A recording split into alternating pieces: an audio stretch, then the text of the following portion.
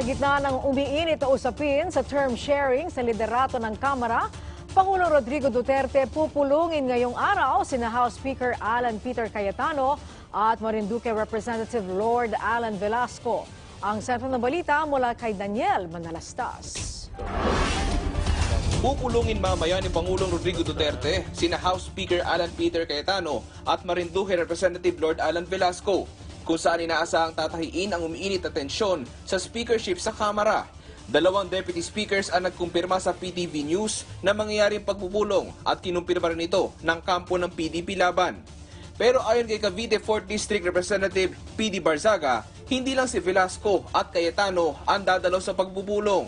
Ngunit maging ang iba pang lider ng mga partido sa Kamara ay kasali. Ipaparating daw ng mga kongresista ang kanilang sentimiento na panatilihin si Cayetano bilang House Leader. Dagdag ni Barzaga, nasa 200 ang kanilang bilang na sumusuporta kay Cayetano o may tuturing na itong supermajority. Pero kung ano raw ang mapagdesisyonan ng Pangulo ay gagalang nila ito. Pero kinakailangan ding ipakita ni Lord Alan na bagamat siya ang pinili ng ating Pangulo para ipagpatuloy, kinakailangan i-unite niya ang lahat ng miyembro ng Kongreso.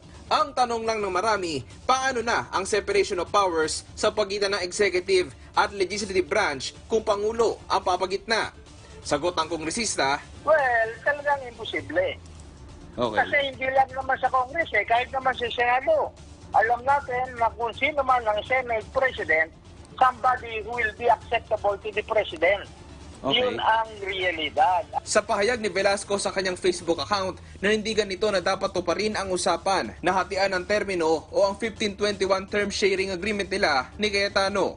Dagdag niya, sa mga ganitong paghihirap ay umaasa ang publiko sa mga lider na mapagkakatiwalaan, mga lider na tutupad sa kanilang mga pinangako, may palabra de honor na makapagserbisyo ng hindi sa pamamagitan lamang ng bibig. Ipinakita pa ni Velasco sa kanyang Facebook post ang pirmahan na ganap sa pagitan nila ni Cayetano at maging ni House Majority Leader Martin Romualdez. Hanggang ngayon wala pang nilalabas sa panibagong pahayag si Cayetano sa usapin ng term sharing. Pero mga kaalyado niya ayaw rin magpatinag. Ayon kay Deputy Speaker Enrique Villafuerte na kilalang kaalyado ni Cayetano, si Velasco daw ay isang absentee congressman at tamad. Naging tahimik daw kasi si Velasco sa mga issue na bumalot sa Kamara, kagaya ng usapin ng anti-terror law, ABS-CBN franchise at ang pagpasa ng Bayanihan 1 and 2. Wala pang pahayag si Velasco sa banat ni Villafuerte. Banat naman ni dating Senador Antonio Trillanes IV, nagkaroon ng dalawang pagkakamali si Velasco sa term sharing agreement. Sa Twitter post ni Trillanes, inakala raw ni Velasco na si Cayetano ay isang gentleman. At pangalawa, inakala raw nito na si Cayetano ay may word of honor. Sinusubukan pa namin kunin ang sagot ni Cayetano sa mga banat ni Trillanes. Pero sagot ni Anak Kalusugan Party List Representative Mike Defensor na kaalyado ni Cayetano sa tirada ni Trillanes, ang pananatili ni Cayetano bilang speaker ay kagustuhan ng nakakarami. Nag-iba na raw ang sitwasyon ngayon at mayroong matatag na liderato ang Kamara sa pag-address ng ekonomiya at health sector. Daniel Manalastas para sa Bayan.